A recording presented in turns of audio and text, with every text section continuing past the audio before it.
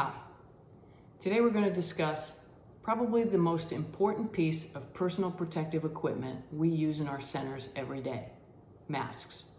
Specifically, we'll talk about donning and doffing your masks and storing your mask to extend their wear time and preserve supplies. Because of COVID-19, PPE supplies are limited, so we've been tasked in lengthening the wear time for masks that previously would have been discarded after one encounter. The Centers for Disease Control, CDC, has provided us some guidelines to assist in using and storing masks for extended wear. I'm going to focus on the two masks we use in our centers, the standard procedure mask and the standard N95. A standard mask is used for general use, and you'll be wearing this all the time that you're in the center. It's very lightweight, it's easy to put on and put off, and it's not terribly uncomfortable. To put this mask on, simply put it up to your face, put the elastic around your ears, squeeze the little metal piece at the top of the mask so that it's snug on your nose, and pull the bottom down over your chin. Wearing this mask is very easy. The problem we have with this mask is that we want to touch it. So you want to be mindful while you have this mask on, you should not touch it, which is very hard to do. I understand. My nose itches the minute I put a mask on. You don't want to pull it down so that your nose sticks out, and you definitely don't want to pull it down and let it hang under your chin. This will contaminate your hands and everything else that you touch.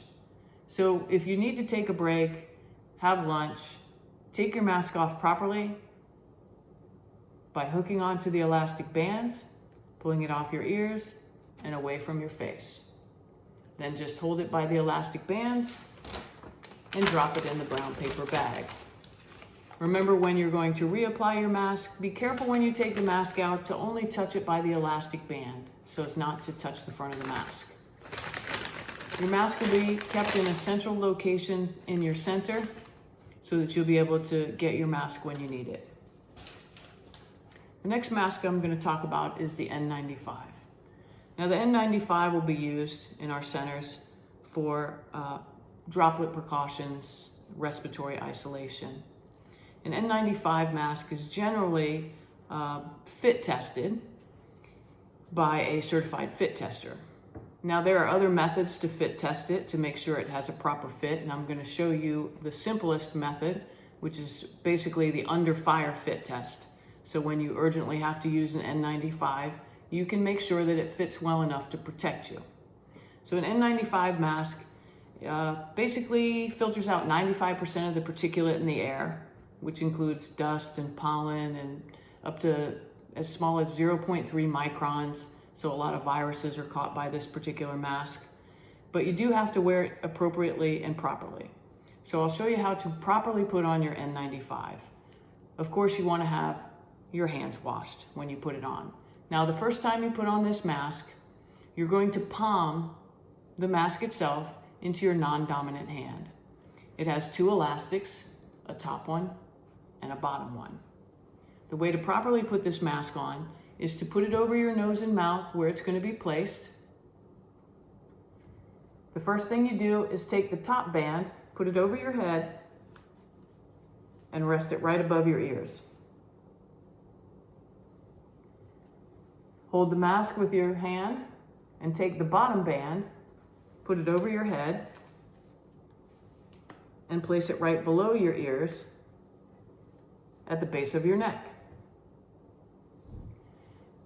Then you're going to take your fingers and bend in the little metal thing to have it snugly to your face. Now, you can't see in this video, but this mask is rather snug, which is exactly the way it's supposed to be. You do not want any gaps in your N95 mask.